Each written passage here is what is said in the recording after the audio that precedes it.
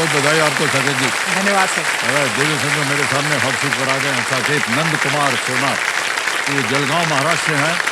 और जब जल्दी भाई खेल रहे थे तो आपसे ज़्यादा बातचीत नहीं हो पाई थी, तो अब हम जानना चाहेंगे साकेत जी आजकल आप कर क्या रहे हैं?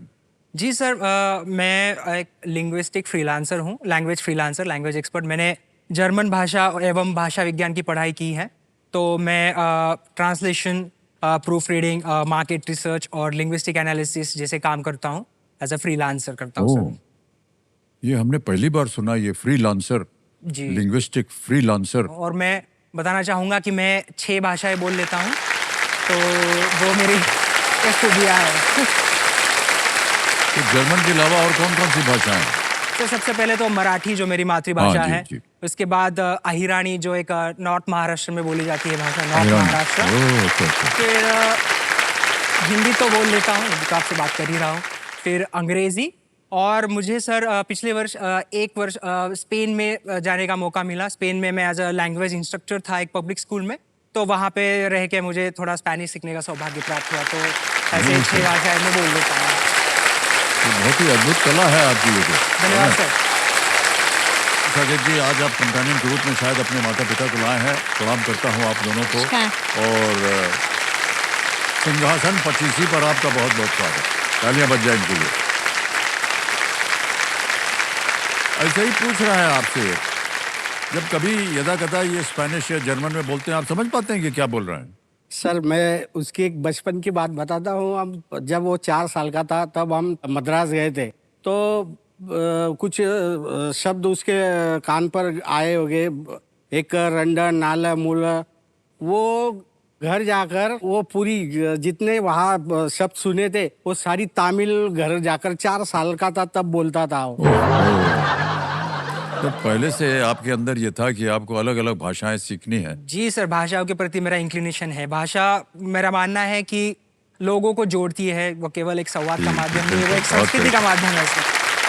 तो मैं तो चाहता हूँ कि लोग बहुभाषी बने, जितनी भाषा वो अपना सके उतनी भाषाएं बोले। तो जिसकी वजह से आपको अलग अलग कल्चर से आप इंट्रोड्यूस होते हैं, आपको नई चीजें सीखने को मिलती हैं। बहुत बहुत बधाई आपको साकेत जी। बहुत कम ऐसे कंटेस्टेंट हमने देखे हैं जो इतने सारे गुण होते हैं उनके अंदर। धन्यवाद और आप सर, बहुत गुणी हैं। बधाई। अब आपका गुण जो है वो इस खेल में उतना ही प्रबल हो। हम चाहेंगे कि खेल की ओर अब आपका ध्यान आ जाए। बिल्कुल सर। तो पहला पड़ाव जो है आपने पार कर लिया है, जल्दी 5 खेल करके आपने 25,000 रुपए खत्म कर लिए हैं। अब आएगा आपके सामने छठा प्रश्न। 3 लाइफलाइंस हैं, ऑडियंस पोल है, 50-50 है और संकेत सूचक। बहुत ही विचित्र लाइफलाइन है ये। ओके, तो चलिए शुरू करते हैं ये अद्भुत खेल। लेट्स प्ले कौन बनेगा करोड़पति। तालियां बज जाए इनके लिए।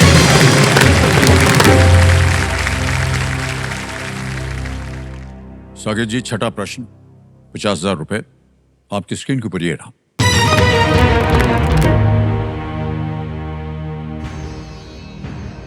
(1909) में 2 भाइयों द्वारा गठित राइट कंपनी मुख्य रूप से कौन से उत्पाद बनाती थी?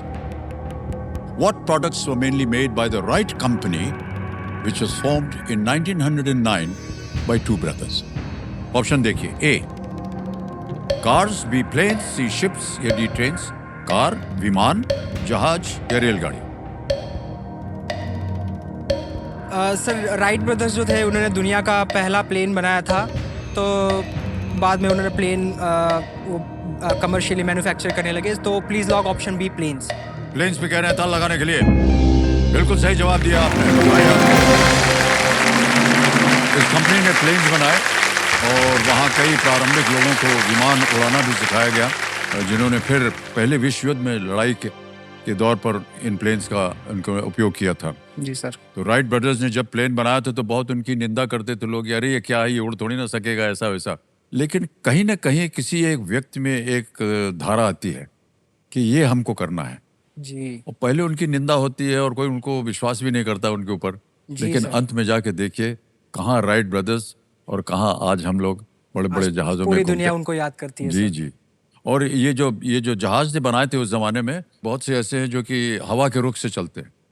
उसकी नाक पे एक ऐसे हुक बना रहता है जिसमें केबल अटैच होता है और रनवे के एंड में जाकर के, अंत में जाकर के एक रोलर पे वो चलता है। वो मशीन जब चलती है तो ये प्लेन को खींचता है और धीरे धीरे हवा के रुख से वो उड़ना शुरू करता है अपने आप, हवा के रुख से। और फिर जहां पर वो नीचे आता है ना, वहीं पर एक यंत्र होता है ग्लाइडर के अंदर, उसको खींचना पड़ता है तो तार छूट जाता है, फिर आप अपने आप तैर रहे हैं हवा में, ग्लाइडर। अच्छा, बहुत सुंदर है। कभी आपको अवसर मिले ग्लाइडिंग का तो जरूर कीजिएगा आप। बिल्कुल सर, बिल्कुल जी। करना चाहूंगा। अब आप पूछना चाहेंगे इतनी जानकारी आपको कहाँ से मिली? पूछिए ना। कहाँ से मिली सर? सर हम खुद ग्लाइडिंग किए हुए हैं।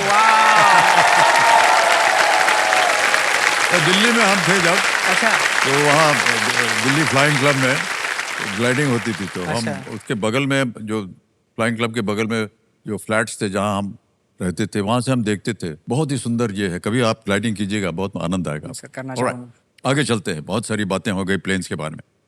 7वां प्रश्न आ गया है 1 लाख रुपए का। तैयार हो जाइए। 7वां प्रश्न ये रहा आपके सामने।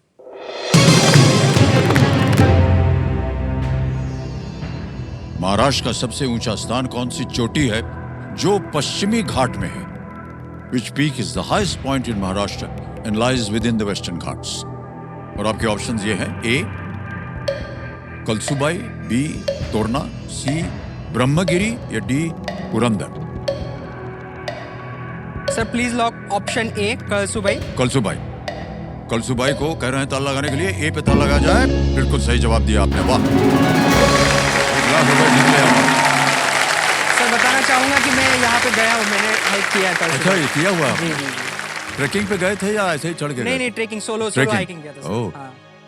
हाँ, महाराष्ट्र में बहुत से ऐसे स्थान है जहाँ पर लोग जाते हैं ट्रैकिंग बिल्कुल, वगैरह के बिल्कुल, लिए। बहुत सुंदर गढ़ किले हैं। जगह हाँ। होती है, वहाँ से दृश्य बड़ा सुंदर दिखाई देता है। तो कलसुबाई चोटी 1646 मीटर 5400 फीट ऊंची है और पश्चिमी घाट की सह्याद्री पर्वतमाला जी। में स्थित महाराष्ट्र का सबसे ऊंचा ये स्थान है। आ गया है 8वां प्रश्न, मूल्य है इसका 2 लाख रुपए। 8वां प्रश्न ये रहा आपके सामने।